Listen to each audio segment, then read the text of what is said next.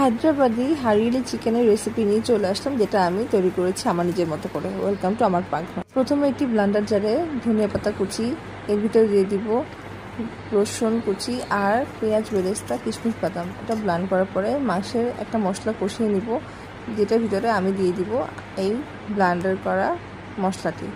এই মশলাটার কারণে এই হারিয়ালি চিকেনের কালারটা গ্রিন হয়। ভালো মতো মশলাটা কষিয়ে নেওয়ার পরে এর ভিতরে দিয়ে দিব মুরগির মাংস, যেটা কেটে ধুয়ে রেখেছিলাম। আর এই মশলার ভিতরে কিন্তু আমি আদা, রসুন আর যাবতীয় যত মশলা আছে সব দিয়েছি, শুধু হলুদের গুঁড়ো ছাড়া। এরপরে যখন মাংসটা ভালো মতো কষে আসবে, দিয়ে দিব উপর দিয়ে টক দই, আর এরপর দিয়ে দিব লবণ আর সামান্য চিনি। এর মধ্যে আমি অ্যাড করব সামান্য গুঁড়া দুধ। এরপর কিছুক্ষণ আবার রান্না করে কষিয়ে নিয়ে উপর দিয়ে দিব সামান্য ঘি। কিছুক্ষণ রান্না করার পরে তৈরি হয়ে যাবে মজাদার হারিয়ালি চিকেন। আমি কিছুটা আলু অ্যাড করেছি, কারণ আমার বাচ্চারা আলু খেতে পছন্দ করে। এই তো মজাদার হারিয়ালি চিকেনের রেসিপি তৈরি হয়ে গিয়েছে। এটা টেস্ট দারুণ, বাসায় অবশ্যই একবার ট্রাই করে দেখবেন।